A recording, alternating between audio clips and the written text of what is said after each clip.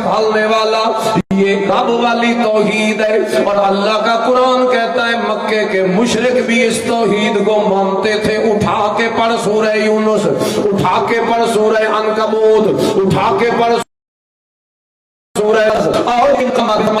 लेकिन फरमाया वो इसको मानते थे, लेकिन तौहीद जो है उलूहियत वाली उसे नहीं मानते थे।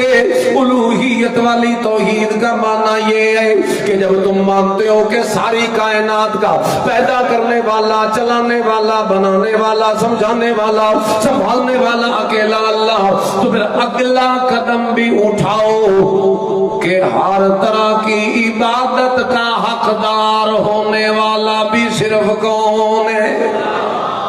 यहां वो आ जाते थे, अल्लाह को एक खालिक कहते थे, एक मालिक, एक राज़िक, एक मुदब्बिर, एक मुतसर्रिफ मानते थे मक्के के मुशरिक। लेकिन जब बात आती थी अल्लाह की इबादत की, जब बात आती थी सजदों की, तो शरीक करते थे। जब बात आती थी पुकार की और दुआ करने की और मांगने की गायबाना, तो शरीक करते थे। जब बात आती थी नजरों न्याजों की, तो शरीक करते थे। जब बात आती थी कुर्बानियों की, तो शरीक करते थे। जब बात आती थी बदनी, माली, कौली, फेली, कलबी इबादत की, तो शरीक करते थे। और मेरे नबी को अल्लाह ने भेजा ही इसीलिए, ऐ मेरे पैगंबर जाके अपनी कौम को समझाइए कि जिस तौहीद को तुम मानते हो ना कि अल्लाह पैदा करने में अकेला, पालने में अकेला, संभालने में अकेला, तो फिर अगली बात भी मानो ना कि जब सब कुछ करने वाला एक है, तो फिर हर तरह की इबादत का लायक भी हो अकेला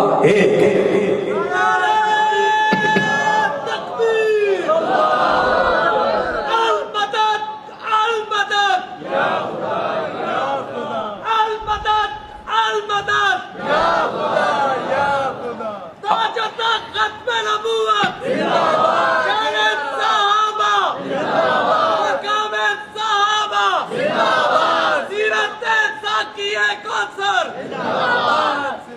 आज वक्त की जरूरत है कि ये फर्क अवाम को पता चले कि तौहीद रुबूबियत और है और उलूहियत वाली तौहीद और है। कलमे में जिस तौहीद के मानने का अल्लाह ने हमसे मुतालबा किया वो रब वाली तौहीद नहीं, वो इलाह वाली तौहीद है। और उसका मतलब ये है कि अल्लाह की इबादत में उसका कोई शरीक। अब देखो ना, यही वजह, फर्क नहीं पता।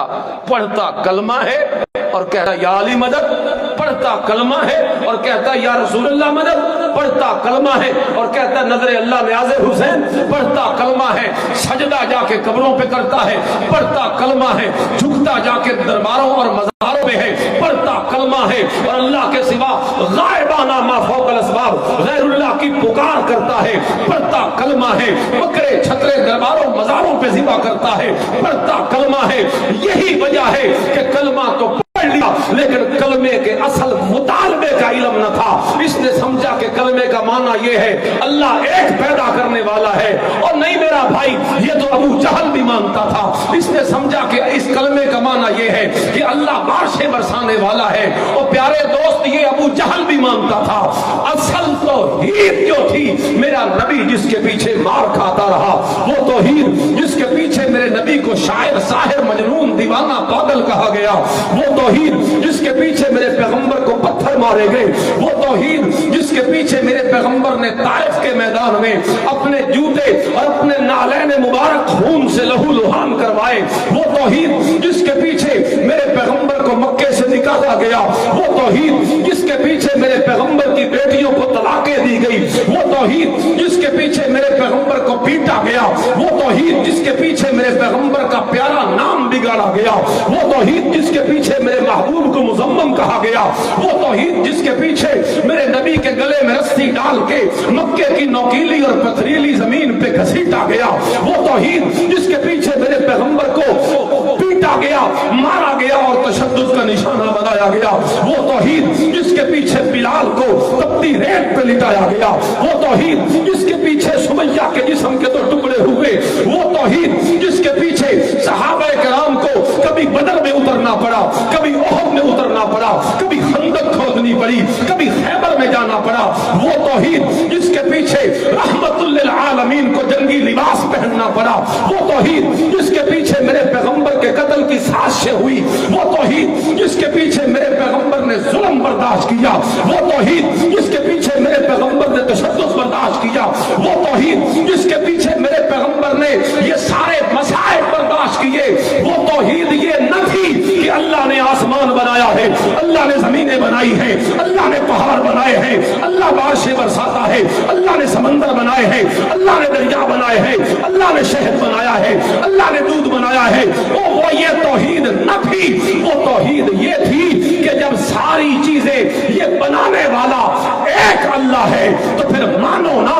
کہ سجدوں کے لائق بھی ایک اللہ ہے، رکوع کے لائق بھی ایک اللہ ہے، قیام کے لائق بھی ایک اللہ ہے، قنوت کے لائق بھی ایک اللہ ہے، قربانیوں کے لائق بھی ایک اللہ ہے، نظر و نیاز کے لائق بھی ایک اللہ ہے، اور غائبانہ پکار کے لائق بھی اکیلا ایک اللہ ہے۔ اس ضرورت ہے اس کی کہ یہ فرق لوگوں کو بتایا ہے۔ توحیدی ہے، کلمہ پڑھتا لیکن کہتا ہے یا رسول اللہ مدد، یا علی مدد۔ ہائے ہائے، یہ فرض ہے ہمارے اوپر، ہمارے سامنے لوگ کلمہ، اور آپ کہیں گے یار کلمہ پڑھنے والا تو مسلمان ہوتا ہے۔ ادھر دیکھیے میری طرف، توجہ ہے، سورہ یوسف کا آخری رکوع اٹھائیے، اللہ فرماتے ہیں ما اکثر الناس ولو حرصت بمؤمنین۔ اللہ فرماتے ہیں، رب العالمین فرماتے ہیں کہ اکثر لوگ توحید ماننے، کلمہ پڑھنے کے باوجود بھی مشرک ہیں۔ یہ عجیب بات ہے کہ پڑھا کلمہ ہے لیکن اللہ کیا کہتا ہے کلمہ پڑھ کے پھر بھی کیا ہے؟ بولو تو صحیح یار۔ وَمَا يُؤْمِنُ أَكْثَرُهُمْ بِاللَّهِ إِلَّا وَهُمْ مُشْرِكُونَ، آیت نمبر 106 سورہ یوسف یاد رکھے، یہ عجیب آیت ہے۔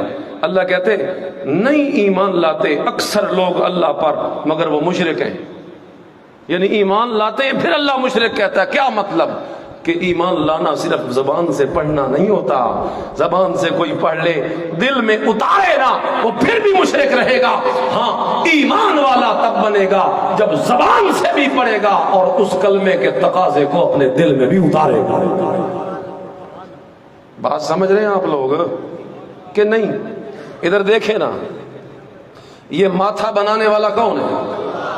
یہ دو ہاتھ بنانے والا کون ہے؟ بولو بولو شاباش، کون ہے؟ یہ دو گھٹنے بنانے والا کون ہے؟ یہ دو پیر بنانے والا کون ہے؟ دو اور دو چار اور یہ دو چھ اور یہ سات۔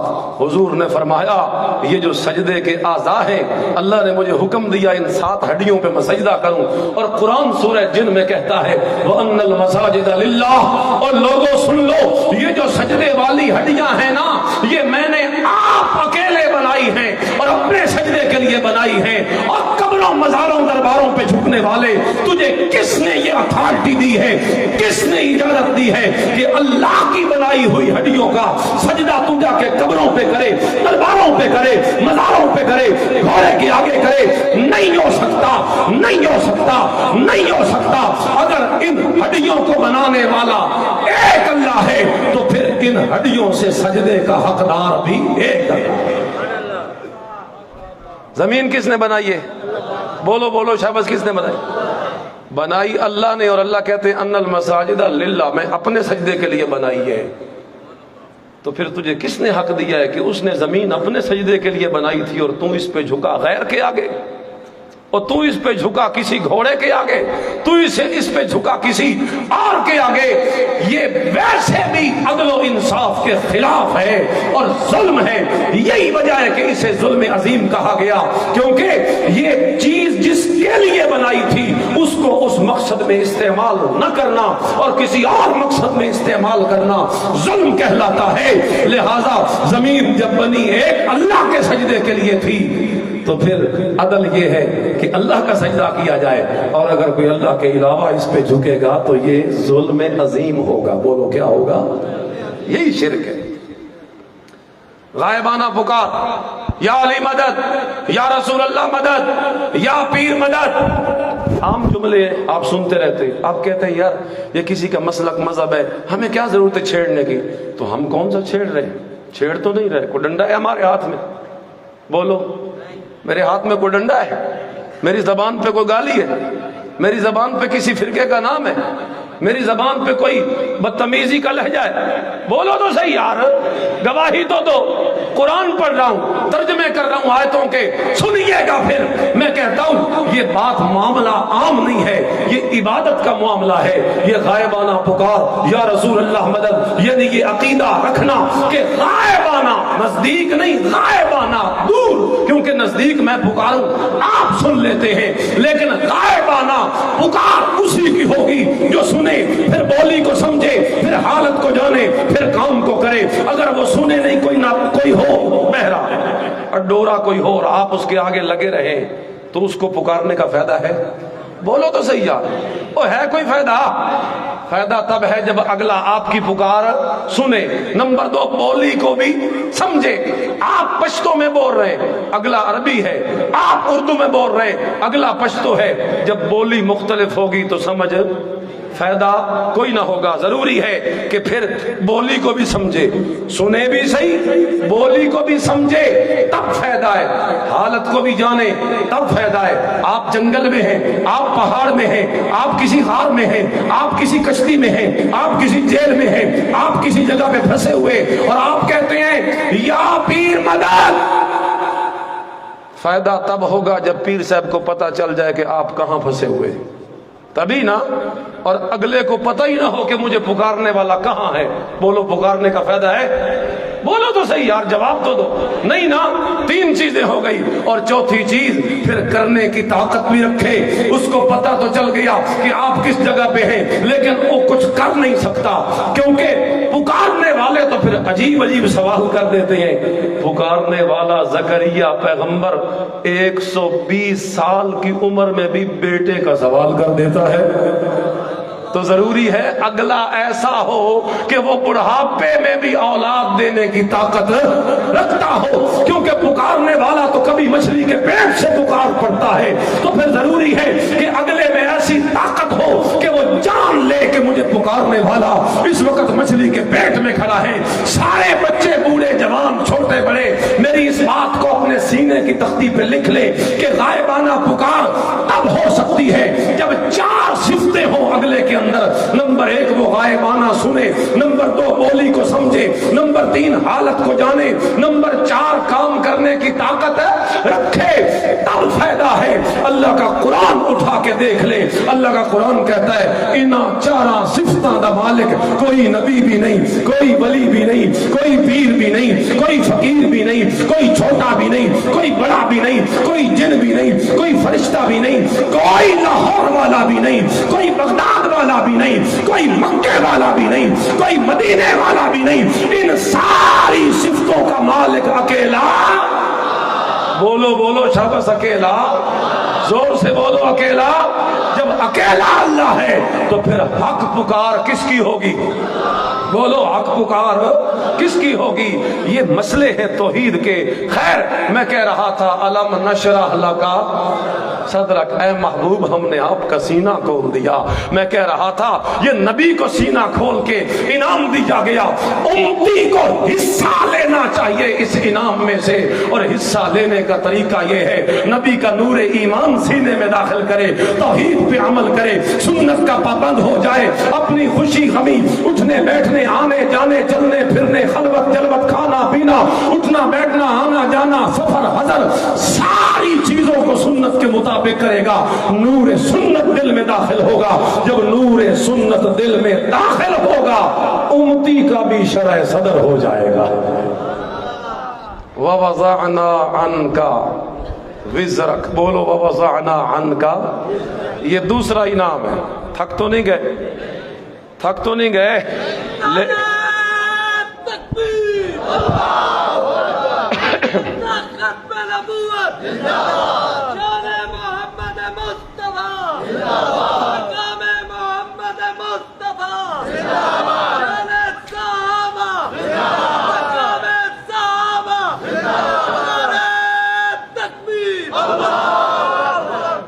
وَوَضَعْنَا عَنْكَ وِزْرَكَ، یہ دوسرا انعام، اے میرے محبوب ہم نے آپ سے آپ کا بوجھ ہلکا کر دیا ہے۔ وضع وزر وہ پہلا تھا، شرح صدر، اور یہ ہے وضع وزر، بوجھ کا ہٹانا۔ استاد نے اگر کلاس کو درست کرنا ہو، استاد پہ بوجھ ہوتا ہے کہ نہیں ہوتا؟ پیر نے اگر مرشدین اپنے مریدین کو درست کرنا ہو، بوجھ ہوتا ہے کہ نہیں ہوتا؟ میرے محبوب پہ تو ساری کائنات کی ذمہ داری ڈالی گئی، بڑا بوجھ تھا کندھوں پہ، اور اللہ نے فرمایا وَضَعْنَا عَنْكَ وِزْرَكَ الَّذِي أَنقَضَ ظَهْرَكَ، اے میرے محبوب ہم نے آپ کا بوجھ ہلکا کر دیا۔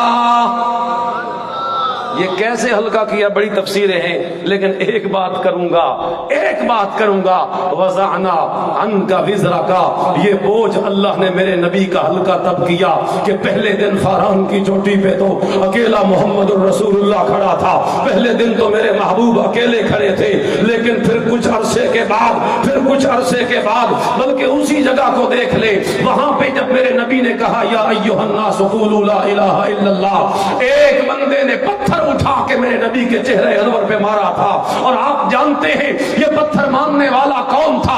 یہ پتھر مارنے والا وہی تھا جس نے میرے نبی کی پیدائش پہ جشن منایا تھا، جب لونڈی نے کہا تھا کہ ابو لہب تجھے مبارک ہو، تیرا بھتیجا پیدا ہوا۔ ابو لہب